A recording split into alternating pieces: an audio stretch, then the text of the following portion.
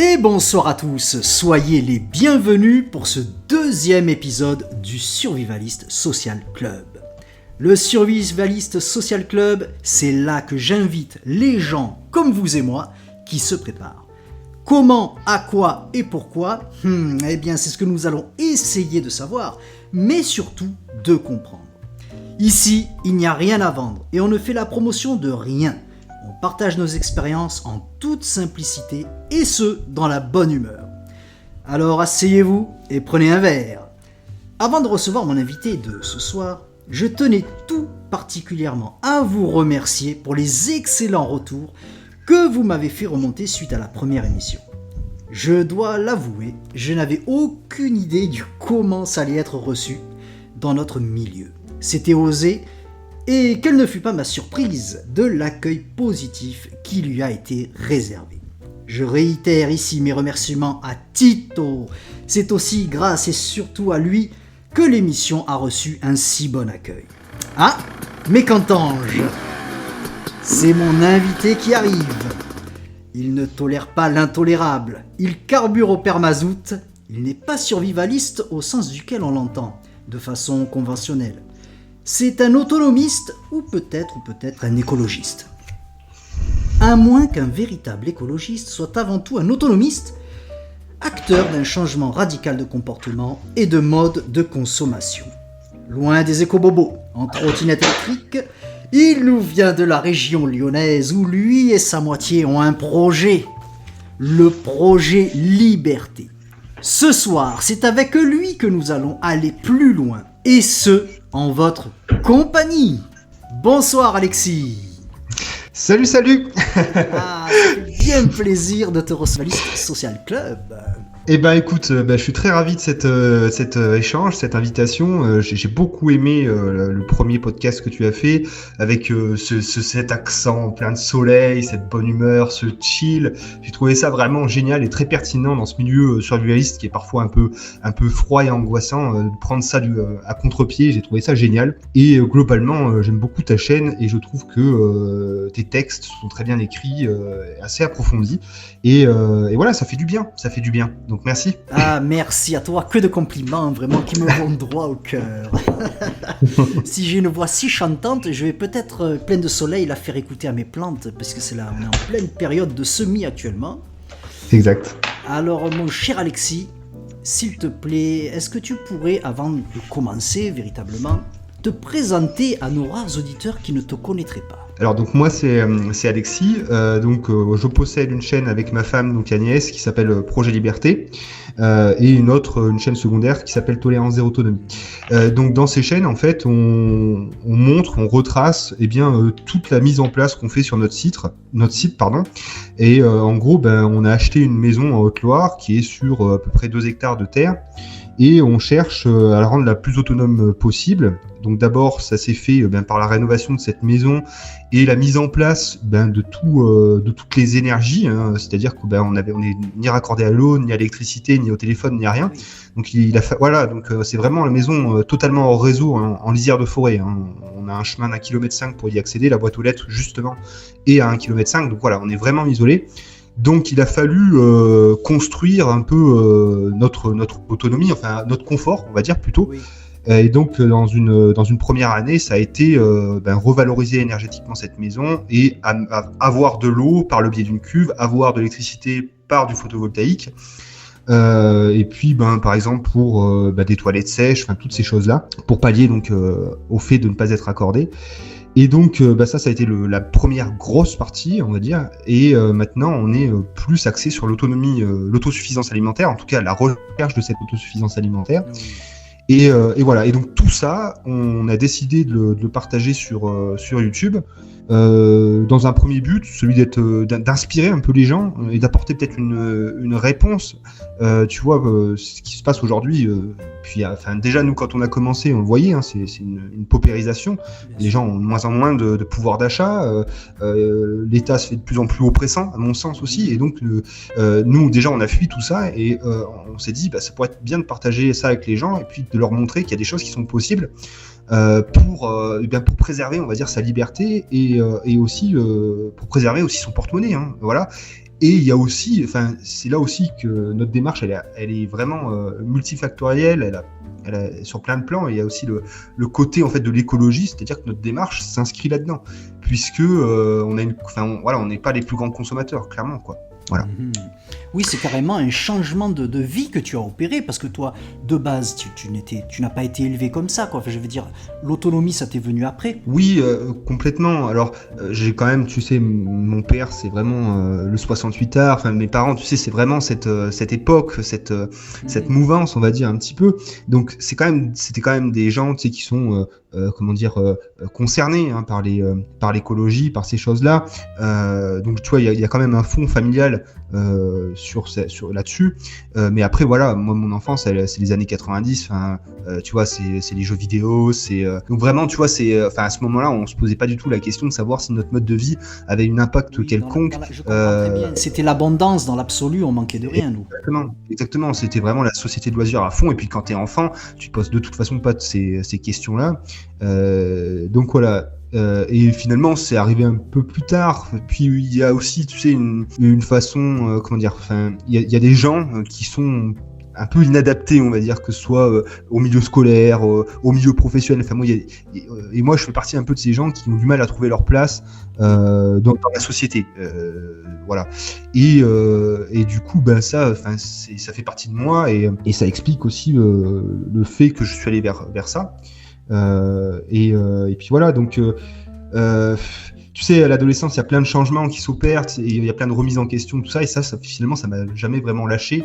Ce regard en fait sur la société, sur justement ce que ça a impliqué sur l'environnement et tout ça. Et puis voilà, donc j'ai essayé en fait de mettre un peu un voile là-dessus, puis de faire comme tout le monde, puisque c'est comme ça que ça marche. Et puis ça a jamais marché, quoi. À chaque fois, ça pouvait pas faire. Mon boulot, au bout de 2-3 ans, j'en pétais les plombs. C'était parfois même de la dépression, tu vois. Bon voilà. Donc, il fallait que je trouve autre chose. Pour de trouver ta place dans la société, tu as créé ta place, tu as créé ton petit univers. Tout en alliant ce côté écologiste dont tu nous parles et en même temps ce côté un peu décalé de ta vision du monde. Clairement, en gros, c'est la vie au sein de la masse me pose problème. Et donc, au lieu de me rendre malade et puis de faire chier les autres, parce que quand t'es pas bien, t'emmerdes les autres, et t'es agressif, t'es haineux aussi, autant m'en écarter.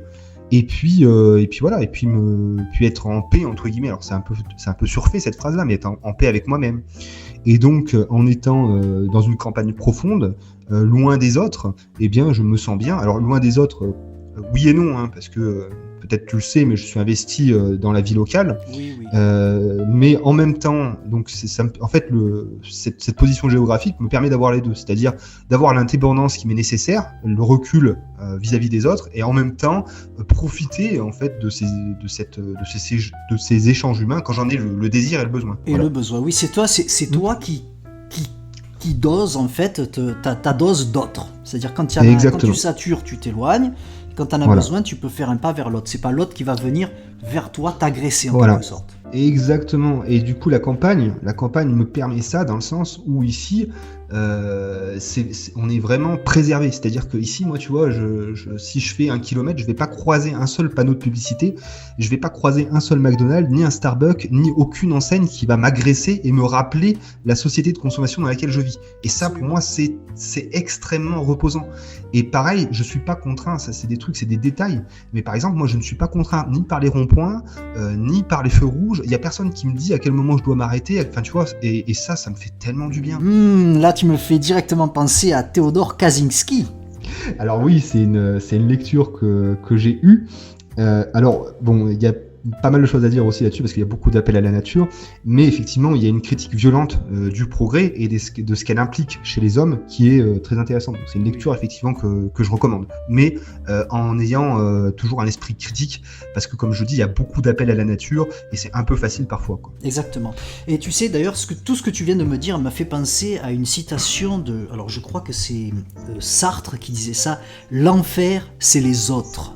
Ah oui, complètement. Alors oui, c'est vrai. Enfin, c'est la masse. Je dirais plutôt. Enfin, c'est un peu pompeux hein, de vouloir reprendre Sartre, mais l'enfer c'est la masse, c'est l'oppression sociale en fait. Exactement, je comprends très bien. Oui, non, parce non, que je conçois absolument ce que tu dis, parce que sans forcément être en malaise avec les autres, des fois on ne se sent pas en adéquation effectivement avec soit les messages qui sont véhiculés par la masse, parce que c'est un peu ça, hein, on parle de médias de masse, un peu tout ça, on peut être mal à l'aise avec les autres et... Non, mais je comprends très très bien ton attitude, pas jusqu'à aller jusqu'à l'ermite, mais de pouvoir un peu se remettre dans sa coquille, un petit peu se protéger également, c'est aussi une forme de protection. Tout à fait. Et il y a une question aussi de mimétisme. C'est-à-dire, tu vois, moi, avant d'être ici, j'étais dans une maison qui était très sympa, avec un peu de terrain, 2000 mètres carrés, etc. Oui. Mais j'étais entouré de gens qui avaient un mode de vie, et un mode de vie différent de mes aspirations, mais il y a cette question de mimétisme. C'est-à-dire que quand tu es dans un troupeau, on va dire, eh bien, malgré toi, hein, tu as tendance à te conformer. C'est comme ça. C'est comme ça, ça marche comme ça.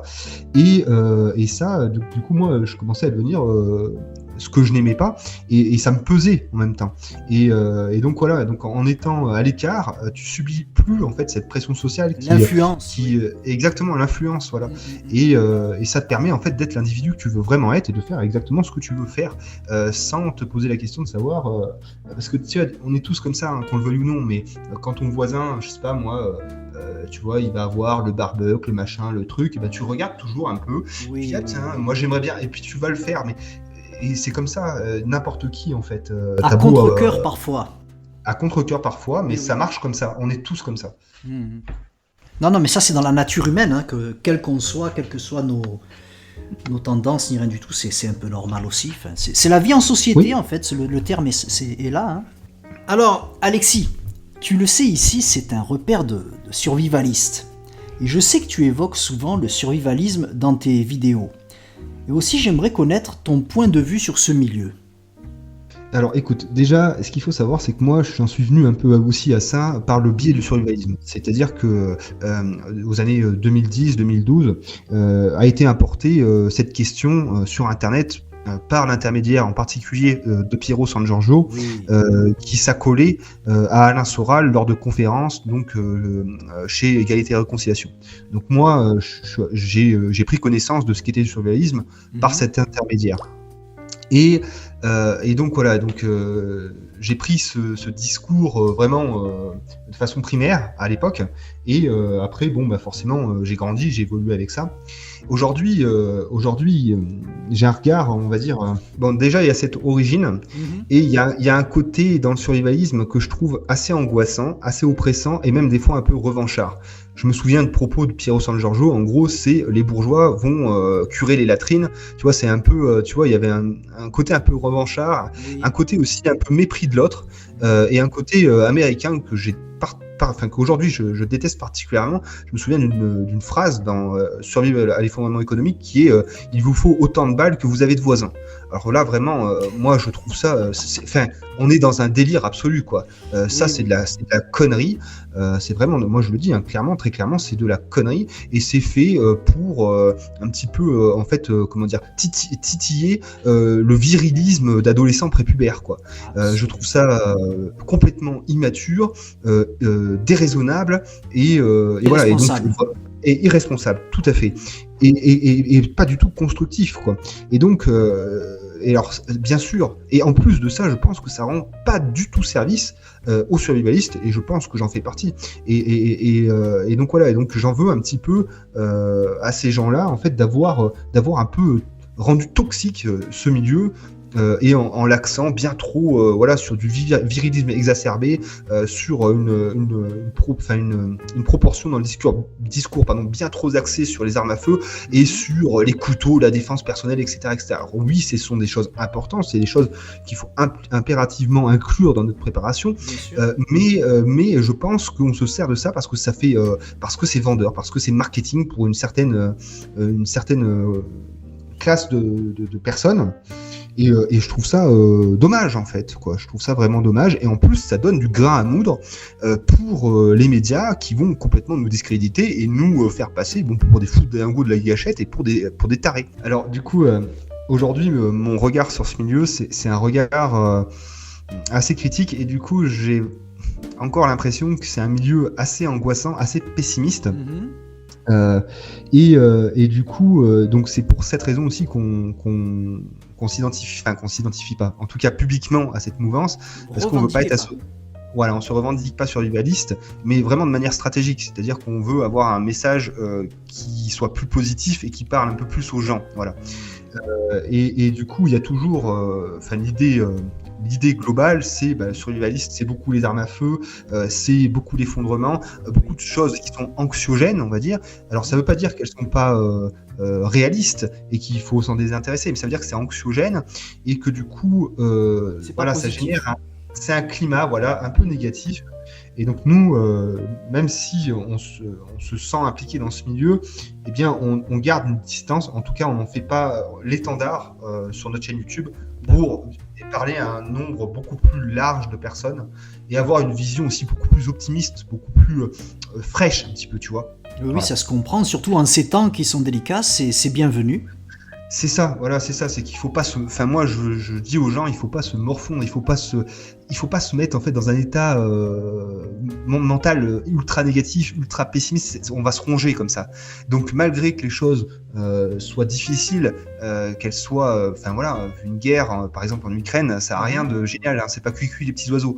Mais ça change pas qu'on fait notre job et on le fait avec le sourire à la bouche, et puis voilà, et puis on vit, quoi, on fait des choses positives, quoi. Mais souvent, on entend dire préparer le pire en espérant le meilleur. Alors, il faut préparer le pire, mais il faut aussi vivre le meilleur. Oui. Tout de suite, maintenant. Avant de survivre, il faut vivre, hein. Exactement, tout à fait. Et il ne faut pas oublier ça. Il ne faut pas se perdre uniquement dans sa préparation. Il faut continuer de vivre, il faut continuer de jouir de tous ces moments de bonheur, hein, que ce soit avec sa famille, que ce soit les mains dans la terre, tout ça. Ça, il faut continuer. Il ne faut pas que l'aspect préparation et vis-à-vis d'un effondrement prenne le pas sur le reste. Parce que sinon, après, on finit encore une fois dépressif, quoi. Et puis, ses proches et tout ça vont le sentir, et c'est pas une bonne chose. Mais je suis absolument d'accord avec toi. De laisser tout ce qui est anxiogène et pour profiter de l'instant présent. Ne pas se dire je fais pousser des pommes de terre pour survivre parce qu'on va tous mourir, voilà. Mais de faire pousser des pommes de terre pour les voir se développer et pour voir vivre de tout ça. C'est vrai. Et puis voilà, et puis faire aussi de la viande, des patates comme tu dis, pour après se faire un bon festin entre copains. Il faut d'abord penser comme ça. Et puis ouais, exactement. Il faut pas oublier ça. Il faut vraiment pas oublier ça. C'est vraiment hyper important parce que moi je sais que j'ai eu une période où justement j'étais dans un état dans un mal-être assez profond parce que je me gavais beaucoup trop en fait de vidéos survivalistes ou de documentaires sur l'effondrement, sur tout ça, tu vois. Si tu te gargarises de Jean Covici ou trucs comme ça, alors c'est intéressant, mais si tu te gargarises de ça, tu vas mal finir, hein. Il y a des chances même que tu finisses au bout d'une corde si t'es un peu sensible, quoi. Tu te charges en quelque sorte de tout ce qui est négatif autour de toi. À l'époque où on n'avait pas Internet, on n'était pas exposé comme ça à toutes ces choses-là. Alors, ceci dit, Alexis, saurais-tu définir quelle nuance tu perçois entre l'autonomisme et le survivalisme, du moins dans l'approche que tu en as, dans la façon dont tu le vis toi-même? Alors, c'est vraiment... Alors, le problème, c'est que il y a beaucoup de gens en fait qui ont essayé de nommer, enfin de définir en tout cas ce qu'était l'autonomiste. Oui.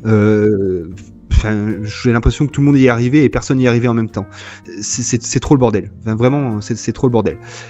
Moi, la simple chose que j'ai envie de dire, c'est que pour moi, un autonomiste, c'est souvent une personne qui va peu ou pas parler de la défense personnelle. C'est la seule différence que je vois entre l'autonomiste et le survivaliste.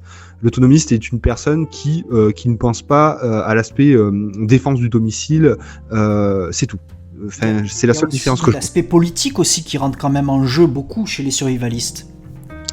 Alors, explique-moi, parce que du coup, oui, vas-y. De mon point de vue, hein, mais après tu me diras, c'est ce que je voudrais savoir justement par rapport à toi. L'autonomiste, quand moi je regarde un peu de temps en temps des vidéos de personnes se réclamant de cette mouvance, on voit des gens qui sont très proches de la terre, très proches de leur jardin, tout ça, mais il n'y a pas forcément un discours politique autre qu'écologique. Écologiquement parlant. Disons que alors que le survivaliste, lui, peut-être qu'il va mettre en avant plus des effets, des ressentis économiques, toujours négatifs évidemment, hein, des aspects économiques ou alors migratoires, ou alors par rapport avec ce qu'on a eu là, le virus, là, des choses comme ça, des effondrements multiples, alors que l'autonomiste, lui, voit plus, c'est plus le côté écologiste qui est mis en avant. Qu'en penses-tu ?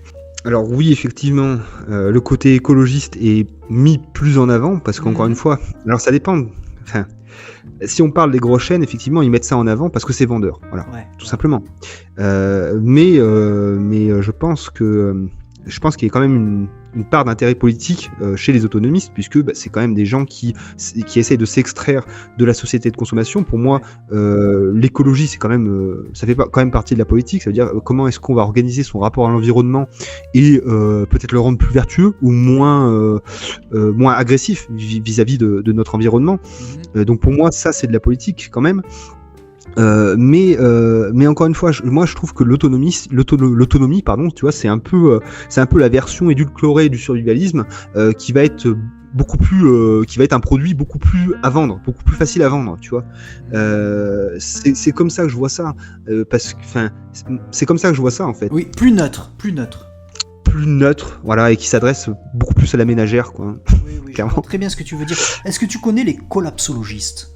Oui, alors, enfin, je connais, alors pas profondément, je connais les grands noms, enfin le grand nom de Pablo Servigne. Après, moi, je m'y suis pas forcément intéressé. Ce qui est dit, alors je sais pas vraiment, mais en tout cas, ce que j'entends, c'est que la collapsologie, finalement, c'est le survivalisme qui s'adresse aux gens qui ont une sensibilité de gauche. Moi, c'est ce que j'entends. Après, me positionner là-dessus, j'en sais rien. Voilà, après, en tout cas, le constat est le même. Si tu prends, je pense que la première partie de survivre à l'effondrement économique de Piero San Giorgio, donc c'est un constat. Je pense que ce constat, de toute façon, c'est un constat basé sur des chiffres qui est totalement réaliste, qui est mesurable. Donc ce constat, il se retrouvera dans toutes les sensibilités politiques et chez tous ces gens qui s'intéressent à ces thématiques, quoi. Après, c'est les réponses qui vont être différentes. Alors, il me semble que je sais pas. C'est les réponses et c'est les profils aussi qui sont attirés. Et oui. Par exemple, c'est vrai que chez les survivalistes, tu vas beaucoup avoir, alors je vais caricaturer exprès, hein, Camille et Jean-Philippe, qui ont fait des études en sociologie ou à... enfin, tu vois, qui du jour au lendemain, avec leur petit-fils Hugolin, vont vouloir aller vivre dans une yourte dans la campagne et élever des chèvres avec l'argent de papa et maman. C'est vrai que c'est souvent ça un peu qu'on voit, hein. Je caricature exprès, hein. Je comprends ce que tu veux dire. Ou alors Sylvie, prof de yoga, qui fait pousser des pousses de soja dans le Périgord. On peut également le caricaturer très fortement en disant Kevin, ancien militaire du 3e régiment d'infanterie de marine, qui va s'acheter une maison en pierre, un peu comme le voisin que tu avais eu, là, qui avait fait n'importe quoi, et qui va de suite, la première chose qu'il va faire avant de faire pousser des graines, c'est prendre une licence de tir pour avoir sa catégorie B, quoi. Ouais, alors c'est assez binaire. C'est dur de trouver le juste milieu. Tout à fait, alors, tout à fait, exactement. Et puis en plus, on n'est pas dans un monde de nuances. Mais, non, mais complètement. Mais en tout cas, surtout pas sur Internet, en tout cas. Encore moins sur Internet, exactement. Faut que tout soit tranché, sinon ça va pas. Mais du coup, ce que tu dis, c'est assez binaire, mais c'est assez réaliste. Ouais. Et c'est des profils, moi, que je constate ici où je vis. C'est-à-dire, effectivement, des néo-ruraux qui viennent de Lyon et qui ont exactement les tares. Enfin, pour moi, c'est des tares hein, que tu définis. C'est-à-dire, tu vois, cette permaculture, ce fait de vouloir vivre en yaourt ou en cabane, etc. Et ça donne quoi ? Ça donne en fait des villages de clodos, parce que c'est vraiment ça. Hein. Moi, j'en ai chez moi, c'est la déchette. Hein. Ça donne des villages de clodos et des gens en fait qui sont complètement dépassés par une nature qu'ils comprennent pas, qu'ils ont jamais compris et qui sont pleins de dogmes et qui en fait vont pas changer leur manière de faire. Enfin, c'est un gros problème ça aussi. Alors, les deux sont un problème. Hein. C'est à eux à s'adapter à la nature parce que la nature ne va pas s'adapter à eux. Hein. Et oui, mais du coup, ils ont une idée en fait trop simpliste de ce qu'est la nature. Et puis, je vais encore faire des détours pas possible, mais ce qui se passe, tu vois, c'est qu'ils sont issus d'un milieu où la nature a été complètement matée, hein, où elle est inexistante, où on la laisse vivre juste. Par exemple. Voilà, exactement. Et donc, comment t'expliquer. Et donc du coup, ils voient une nature chétive, écrasée par l'humain, qu'il faudrait justement ne plus toucher, bichonner, etc. Mais quand t'es dans un endroit comme le nôtre, à la campagne, la nature, elle va te défoncer ta gueule. Donc t'as plus voilà, donc tu peux plus avoir le même rapport. Et ça, ils ont du mal à le comprendre. Alors certains finissent par le comprendre, hein, comme ça a été plus ou moins mon cas, et d'autres, eh bien, sont butés. Et finalement, ils font rien, quoi. Nous, on a un tas de gens ici qui ont des cabanettes et qui font rien, qui font peu. Voilà. Et ça, c'est un problème. Autant que la caricature que tu faisais du survivaliste qui va être un peu retranché chez lui. Et enfin, tu vois. Enfin, voilà. Mais les deux sont un problème, quoi. Voilà. Non, moi, je suis d'accord avec toi. Enfin, c'est un constat qu'on peut faire. Je vais pas aller trop loin, mais j'ai des voisins, mais vraiment des voisins de proximité. Hein. C'est deux petits jeunes qui doivent avoir quoi, 25, 27 ans. Deux profs de maths, qui sont profs de maths dans un lycée à côté de chez moi. Là. Mais il faut... Enfin, comment dire, c'est vraiment... Là, on est dans la caricature la plus grotesque. C'est des gens qui ne savent rien faire. Ils ont décidé d'habiter à la campagne, je sais même pas pourquoi. C'est des urbains. Hein. Ils sont... Moi, j'aime bien ce mot inapte. C'est pas incapable, c'est inapte. Inapte ne serait-ce même qu'à, je sais pas moi, il va pleuvoir, ils laissent le linge dehors. Ils sont totalement à l'ouest. Ils sont dans une autre galaxie. Et ces gens-là, moi, tu vois, j'ai du mal à aller vers eux. Je suis entouré un peu de gens comme ça. Ouais. Et alors, il y en a certains qui vont être ouverts à la critique. Et qui vont se réveiller, parce que c'est clairement ça. Il y en a qui vont se réveiller. Il y en a d'autres, au contraire, qui vont rester retranchés et qui vont finalement même te mépriser, te prendre un peu avec de la hauteur, parce que en fait t'es un gros bof complètement bourrin, quoi, tu vois. Et ça, enfin moi, je me suis écarté de certaines de mes connaissances, de mes personnes qui m'entouraient avant, parce que j'en ai un peu marre d'être le bourrin de service, mais juste parce que en fait je me bouge le cul et je fais des trucs, quoi. Et c'est pour ça aussi des fois que je m'achène sur ma chaîne que je pète un peu les plombs, parce que je me dis que je m'adresse à des gens qui potentiellement vont venir à la campagne. J'ai pas envie d'être entouré d'un tas de branques un peu prétentieuses et précieuses, tu vois. Et donc voilà, et donc c'est pour ça des fois que j'ai un peu ce ton un peu raide. C'est les gars, oui, venez à la campagne. Avant de venir, transformez-vous en quelque chose d'un peu plus rustique, un peu plus raide, parce que c'est bon, quoi, ça suffit, quoi. Ce que tu dis, ça m'intéresse. Je vais te dire pourquoi. On a beaucoup de gens. Bon, moi, je suis un gars de la campagne à la base. Hein, j'ai déjà expliqué un peu mon parcours de vie, mais quand on vient à la campagne, j'estime qu'il faudrait venir humble. Et là, de nos jours, les gens, ils lisent 4 livres, ils regardent 2 vidéos sur YouTube. Je pense que ça aussi, c'est un peu la cause. Ils regardent des vidéos sur YouTube, ça paraît tellement facile, tellement magique. Ils se présentent à la campagne, imaginant, sachant quoi faire. Et c'est là qu'ils se cassent le nez. Ah mais ça, t'as totalement raison, et c'est aussi pour ça que j'ai une très grosse dent vis-à-vis de ces chaînes qui ont tendance finalement à montrer une facilité qui n'existe pas. Voilà. Et c'est pour ça que je suis un peu en colère, même très souvent en colère, parce que en fait ils nous envoient des gens qui sont pas faits pour ça, voilà. Et qui sont pas prêts. Et alors c'est un problème pour eux et pour nous. Déjà pour nous parce que il va falloir les encaisser, et aussi pour eux aussi, parce que des fois il y en a qui arrivent et ils se figuraient pas de la difficulté de tout ça, et ils se retrouvent, tu vois, si tu te retrouves avec un hectare, t'as jamais tondu le gazon, t'es dans la merde, mon pote. Hein. Oui, ils se retrouvent en difficulté et ils pourraient éventuellement se mettre en danger. Exactement. En danger, tout à fait. Et puis aussi, tu vois, ça peut les conduire à... à faire un investissement à la campagne, c'est très bien. Mais s'il se trouve que c'était pas ton truc, après, pour revendre, peut-être tu vas perdre des petits, là. Tu vois, oui. Parce que là, par exemple, moi, ça se passe bien, heureusement. Mais ma maison, moi, elle est complètement hors réseau. J'ai ni électricité ni l'eau. Mais qui veut de cette maison ? Ma maison, globalement, en fait, elle vaut rien parce que personne n'en veut. C'est ça, hein, c'est le marché, l'offre et la demande. Donc moi, j'ai investi beaucoup sur cette maison. Oui, j'ai mis beaucoup d'argent sur cette maison. Mais est-ce qu'elle vaut aujourd'hui l'argent que j'ai mis dessus ? C'est pas sûr. Donc tu vois, c'est un choix quand même qui engage beaucoup et qui peut faire perdre de l'argent si on n'est pas sûr et si à la fin c'est un échec. Oui, je comprends très très bien. Je comprends. Bon, je pense que tu pourrais t'en sortir parce qu'il y a un effet mode aussi. Hein. Ah ben ça, si tu devais saisir, ce serait le moment. Ben, tu sais, c'est marrant que tu me dis ça parce que c'est exactement ce que je disais à Agnès, que c'est moi, je suis un peu fêlé, moi, des fois. Et cet hiver, là, j'en étais à vouloir m'expatrier au Québec, quoi. Donc je disais, Bichette, tu vois, c'est vraiment c'est vraiment le moment. On vend cette baraque là à des bobos lyonnais, on leur vend ça une blinde, et puis nous, on se tire, et puis on va s'acheter un chalet là en plein milieu du Québec. Enfin bon, tu sais, des fois, j'ai un peu des délires, quoi. Mais moi, je suis comme toi. Hein. Je pense que pour ma retraite, je serai plus là, par contre. Je pense partir. Ah oui, pour la retraite. D'accord.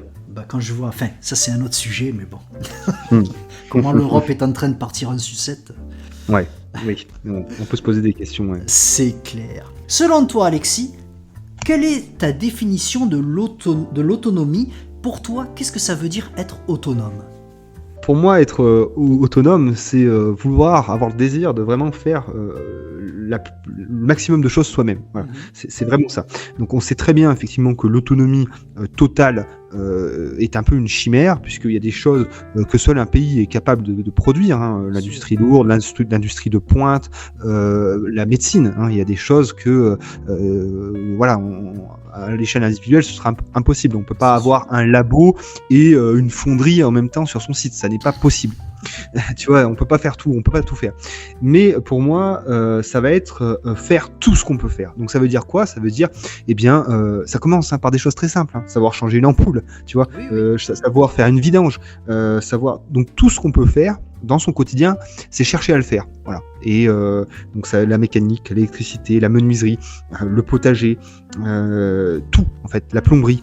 Voilà. Et donc pour moi, l'autonomie, ça va être ça. Ça va être essayer de prendre, d'avoir la maîtrise la plus aboutie de tout ce qui compose notre quotidien, notre vie quotidienne.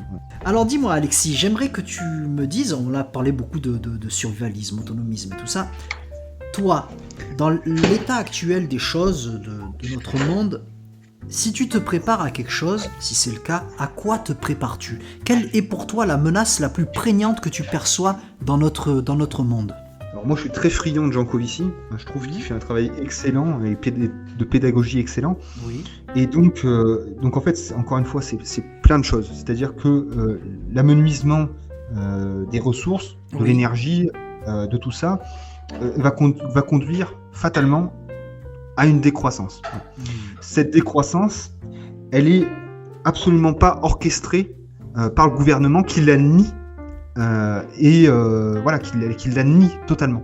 D'accord. Ces bouleversements, oui. Qui sont que tu juges inéluctables. Ah mais complètement. D'accord. Complètement. Pour moi, ça c'est clair comme l'eau de roche. Et puis on le sait depuis les années 70, le club de Rome, voilà, une croissance infinie dans un monde fini. Enfin, tu connais cette phrase. Absolument. Il va y avoir une décroissance forcée. Et le problème, c'est que cette décroissance, elle va pas être gérée par l'État, clairement, ils s'en lavent les mains. Dans ces élections présidentielles, on nous parle pas en fait de ces questions. Alors, on nous parle de questions qui sont très intéressantes, hein, effectivement, peut-être comme l'immigration. Moi, c'est un sujet qui m'intéresse. Mais cette question des ressources et de l'environnement, elle est complètement éludée. Voilà, donc on sait qu'ils vont pas s'en occuper. Et généralement, quand on manque de ressources, quand il y a, voilà, comme on voit, l'essence, les énergies augmentent énormément, la délinquance augmente énormément. Je veux dire, tu vois, quand il n'y a plus de fuel, bah, les gens siphonnent. C'est comme ça que ça se passe. Quand on essaye de survivre, eh bien, on a des comportements moraux discutables. Voilà. Et donc cette décroissance peut générer des mouvements de foule, de la violence, de la délinquance. Comportement hostile, oui. Exactement. Et donc voilà. Donc moi je me prépare à deux choses, c'est-à-dire à avoir un lieu qui va pouvoir être résilient et donc fonctionner, on va dire. Sans les systèmes, les réseaux en fait. Oui, avec le moins d'interaction avec l'extérieur. Voilà, c'est ça. Donc voilà, c'est pouvoir conserver, on va dire, ça je vais en faire sourire plus tard, mais conserver, oui, un confort, une vie digne, dans de bonnes conditions, même si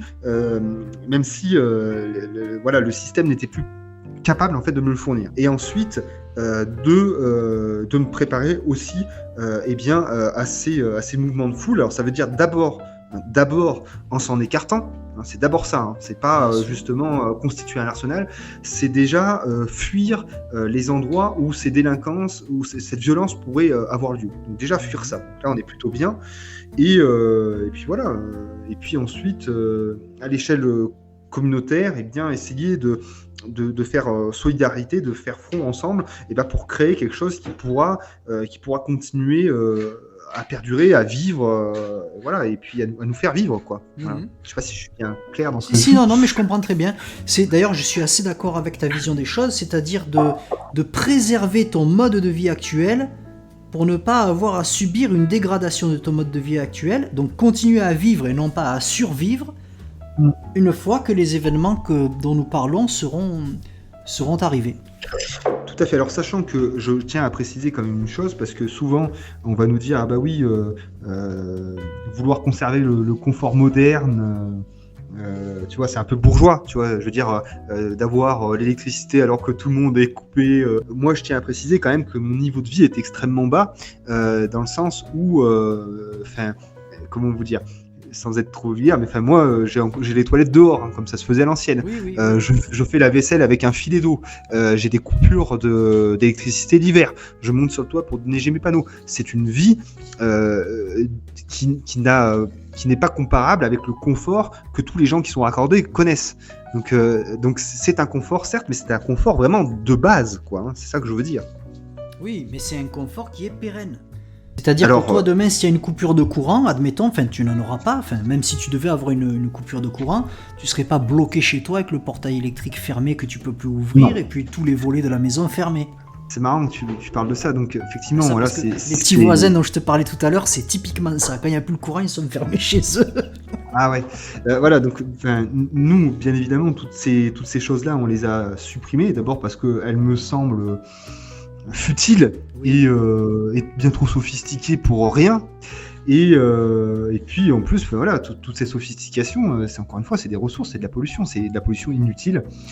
Voilà, fermer ses volets, ça n'a jamais été compliqué, ouvrir son portail, ça va, on peut descendre de sa voiture, tu vois, toutes ces choses là, il y a un moment, et puis en plus ça rend les gens impotents, fragiles, vraiment fragiles. Je veux dire, s'il y a tellement d'obésité et de gens bons à rien aujourd'hui, c'est parce que tous se laissent materner dans le confort de l'équipement, tout se fait par smartphone, c'est un délire complet, quoi. Donc après, on a des larves qui sont totalement fragiles. Alors ouais. Alexis, si tu devais recommencer ta démarche, tu nous as expliqué que tu avais choisi ton lieu de vie de telle façon, que tu avais tout refait, que tu avais entamé donc beaucoup de travail. Si tu devais recommencer, est-ce que tu t'y prendrais différemment ? Est-ce qu'il y a des choses que tu changerais ? Il y a une chose qui à mon avis a été une erreur, c'est justement de se couper directement de tous les réseaux. Je pense que ça c'est une mauvaise idée, et puis d'ailleurs je pense que économiquement parlant c'est pas ce qu'il y a de plus intéressant. Voilà, donc je pense que pour les gens qui nous écoutent, l'idéal c'est de rester sur les réseaux, mais de mettre en parallèle des systèmes qui puissent y pallier. Le réseau c'est quand même vraiment bien, hein. Quand on est bricoleur, on a besoin de jus pour le poste à souder, pour toutes ces choses-là, donc c'est vraiment bien de l'avoir. Et puis en plus c'est un outil commun, donc le nucléaire, le réseau EDF, c'est un outil commun qu'il nous faut absolument conserver, préserver, et voilà, donc le fait de vouloir absolument se déconnecter de tout et de se mettre sur du photovoltaïque, c'est pas écologique, c'est pas pertinent économiquement parlant, et c'est chiant. Trop brutal aussi. Et c'est brutal aussi. Oui, trop brutal. Donc ça, je le déconseillerais, et puis même en plus, moi, par exemple, ça peut être une entrave. Si je voulais devenir professionnel et puis, par exemple, faire de la transformation et il me fallait une chambre froide, eh ben, c'est niette. Je peux pas faire une chambre froide avec des panneaux photovoltaïques. Ah, oui. Donc, je déconseille fortement les gens de se déconnecter du réseau. Par contre, je les encourage effectivement à avoir des solutions de secours. Alors, je suis très bien où je suis, hein, mais je pense que c'est une erreur que de vouloir se couper de tout et s'isoler trop. l'isolement n'est pas forcément une bonne chose et est un handicap, en particulier aujourd'hui avec le prix de l'essence. Quand on est loin de tout, on prend la voiture pour tout, et prendre la voiture pour tout, déjà, c'est pas écologique, et en plus, c'est pas possible. C'est ce que je disais dans une des vidéos que j'ai fait dernièrement. Si on doit faire 30 minutes de trajet pour une boîte de vis, c'est pas pertinent. Voilà. Donc l'isolement, attention. Voilà. Alors justement, c'est très intéressant ce que tu dis, et justement pour rebondir un petit peu là-dessus, pour essayer d'aller un petit peu plus loin, quels sont les points essentiels de ton point de vue pour choisir un lieu pour accéder à l'autonomie? Alors ils sont nombreux, je vais peut-être pas être exhaustif. Donc déjà moi c'est la surface couverte, voilà. Ouais. C'est-à-dire l'espace, voilà, l'espace, parce que comme je disais, autonomie, ça veut dire bricoler, ça veut dire faire de la cuisine, etc. Donc, et de l'élevage et toutes ces choses-là. Et tout ça, ça implique une place monstrueuse. Un atelier, si on veut faire rentrer une voiture dedans, si on veut souder, si on veut faire de la menuiserie, il faut qu'il soit grand. Oui. Plus on a de bêtes d'élevage, plus on va devoir avoir des bottes de foin, des bottes de paille, tout un tas de choses. Il nous faut de quoi stocker. Donc voilà, donc vraiment, si les fermes, à l'époque, elles étaient si vastes, c'est pas pour rien. C'est vraiment des outils de travail, elles sont immenses parce que il fallait du fourrage, parce que il fallait le moulin pour le grain, etc., etc. Donc de la place couverte, tout en sachant évidemment que tout ça, déjà ça a un coût et que l'entretien des toitures, etc., et quand il faut les refaire, c'est très cher. Mais bon, c'est sûr. La place, c'est le nerf de la guerre. J'en parle aussi pour la récupération, hein, quand on fait les poubelles qu'on va récupérer à des palettes et tout, si c'est bien rangé correctement, c'est nickel. Si c'est tout en vrac sur le terrain, voilà, c'est la gitanerie, c'est pas possible. C'est sûr. Et puis en plus, tout pourri, ça sert à rien. Donc déjà, effectivement, la place couverte. Ensuite, l'eau. Alors l'accès à l'eau, hein, parce qu'encore une fois, on a tendance à faire du potager et de l'élevage, et tout ça, ça nécessite des litres et des litres de flotte, donc il faut penser à son accès à l'eau, et donc de la source, du puits, de la récupération de puits, mais l'eau, c'est pareil, hein, on le dit toujours, hein, il me semble que c'est la vie, et puis je crois que c'est 3 jours sans boire, et puis il n'y a plus personne au volant. Après, c'est aussi, bien sûr, tout ça se fait en fonction du budget, mais la nature de la terre, la géographie du lieu, et ce qu'il y a de présent sur place. Si on est, moi par exemple, tu vois, j'ai acheté un terrain, j'ai beaucoup de cailloux dessus. C'est un point extrêmement négatif. Il faut faire très attention à ça. Qu'est-ce qu'on a sur son terrain? S'il est boisé, il va falloir défricher. Défricher, c'est du boulot. S'il y a plein de pierres, il va falloir les retirer. C'est aussi beaucoup de boulot. Donc, qu'est-ce qu'on achète et qu'est-ce qu'il va falloir faire dessus pour le rendre productif? Donc ça, il faut faire attention. Oui, il ne faut pas fonctionner au coup de cœur. Exactement, il faut être très rationnel. Il faut être très très rationnel. Il faut faire attention parce qu'encore une fois, après revendre, c'est pas aussi facile. On peut perdre des petits, donc il faut faire gaffe. Pas acheter une terre encore une fois pleine de caillasses ou hyper argileuse. Voilà, il faut faire attention à ça. Le dénivelé aussi, hein, parce que quand on a de la pente, il faut tout se taper. Jeune, ça marche. Vieux, c'est fini. C'est sûr.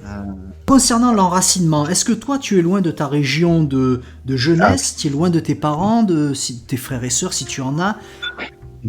Ça, c'est une question très intéressante, très importante, puisque c'est aussi... Alors, tu apprendras que je ne pose que des questions intéressantes. J'en suis sûr. Alors nous, quand on a fait notre recherche, c'était région Auvergne. Voilà. C'est-à-dire que, alors nous, Agnès, elle est issue de l'Allier, et moi, je suis du Puy-de-Dôme. Voilà. Et donc, on voulait pas sortir de notre région. On voulait pas sortir de notre région, donc on cherchait Allier, Puy-de-Dôme, Cantal, Haute-Loire. C'était les lieux dont on recherchait, mais on voulait pas aller plus loin. Déjà parce qu'on aime notre région, c'est dans nos tripes. C'est dans notre tripes. Hein. Bien sûr. Et ça vraiment, nous, on a un attachement profond à notre région. Et ensuite, parce qu'on ne voulait pas non plus être à 8 heures de nos parents, de notre famille. On est déjà assez loin.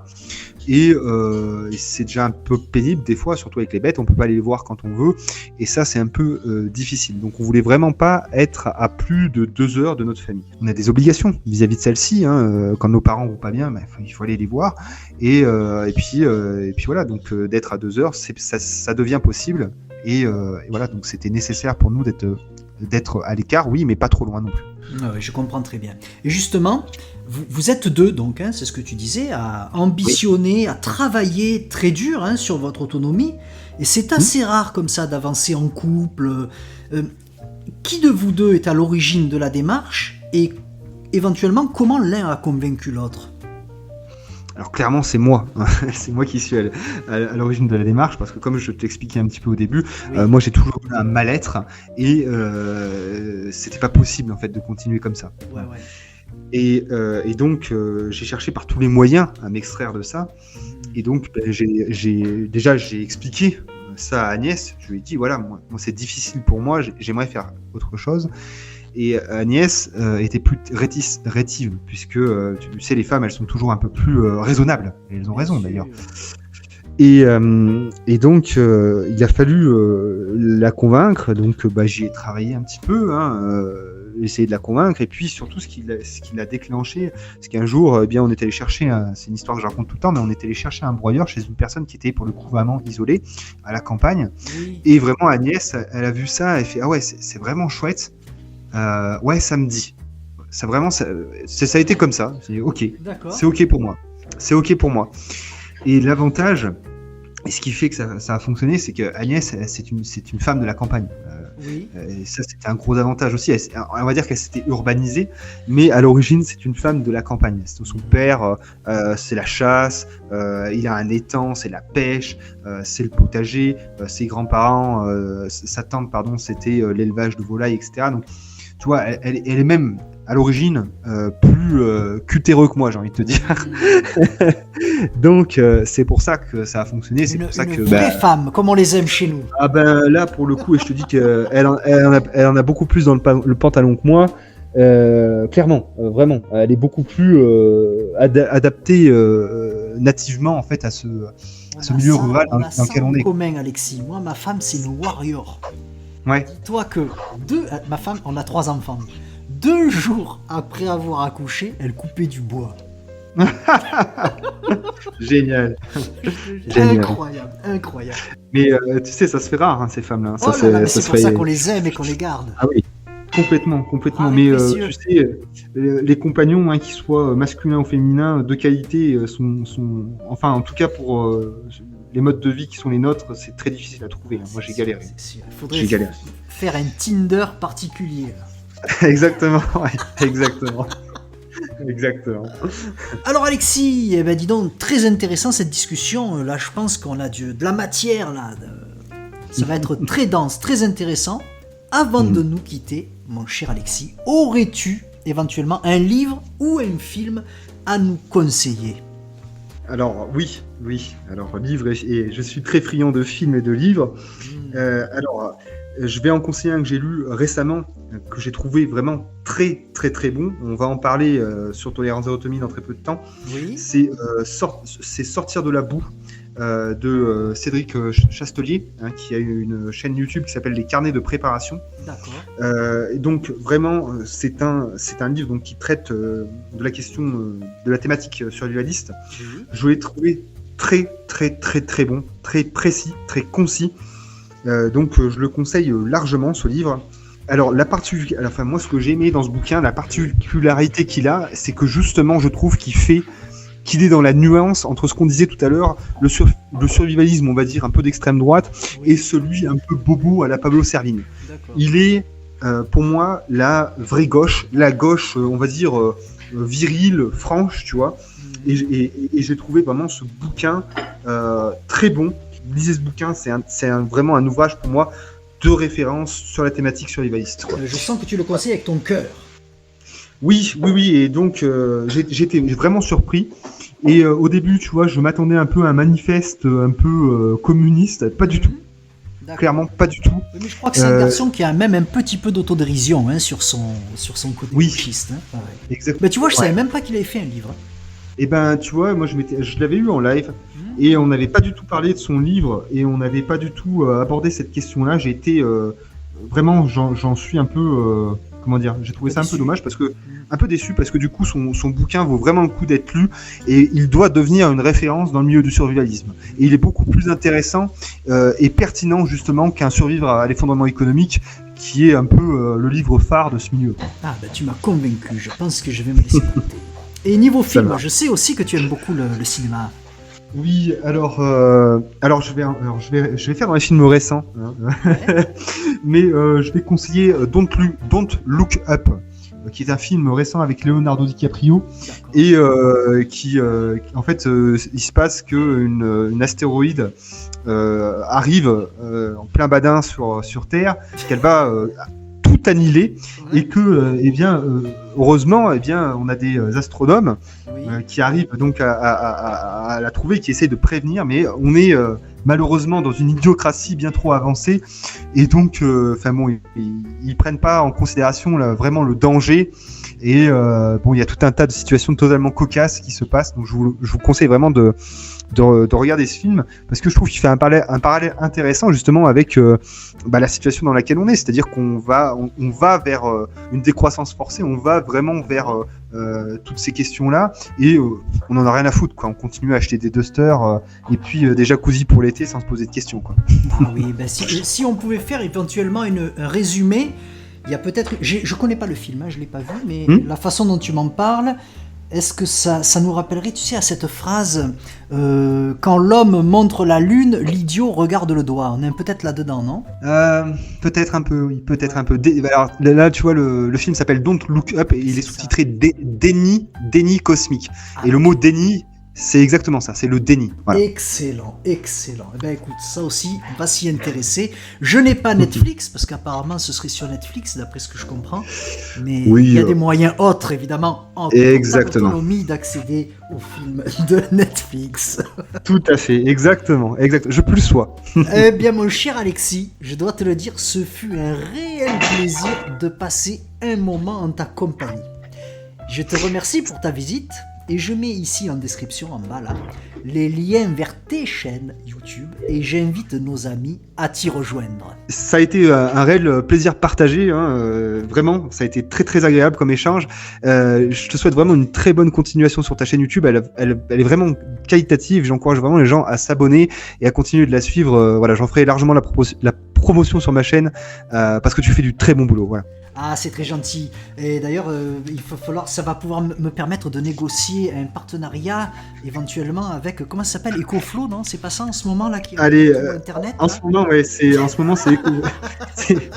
ce moment, effectivement, c'est EcoFlow qui envahit Internet, effectivement. Alors, c'est vrai que si on avait des points communs, nos deux chaînes.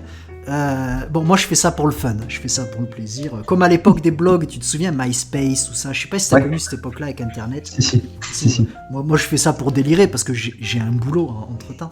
Mais je fais ça pour rigoler. Mais j'essaye vraiment de pas me prendre au sérieux comme toi. Ça, je pense que c'est pour ça aussi que j'aime bien tout ce que tu fais. Ne pas me prendre au sérieux et de surtout ne pas me prendre pour un professeur. Je trouve que c'est très très important. Oui, tout à fait. Donc mon cher Alexis, un plaisir. Je pense qu'on sera amené à se revoir. Il y a de grandes chances. Alexis, ce fut un réel plaisir de passer ce moment en ta compagnie. Je te remercie encore une fois, peut-être la troisième fois que je le fais, pour ta visite. Et je mets en description, bien évidemment, les liens vers tes chaînes YouTube. Et j'invite nos amis, bien sûr, à t'y rejoindre. Salut Alexis. Merci, salut. À bientôt. Et voilà, chers amis, ce deuxième Survivaliste Social Club touche à sa fin. Sachez que le club est ouvert à tous. Si vous souhaitez y participer, rien de plus simple, écrivez-moi à lesurvivalistefrançais@protonmail.com ou contactez-moi via le canal Telegram où nous sommes de plus en plus nombreux, les survivalistes français. Je vous mets les liens dans la description. J'ai beaucoup de demandes et peu de temps, mais je prends note de chaque. C'est avec plaisir que nous partagerons autour d'un verre un moment convivial. Laissez-moi vos impressions dans les commentaires, vous savez que je réponds à tout le monde. Je vous dis donc à très bientôt pour une prochaine vidéo.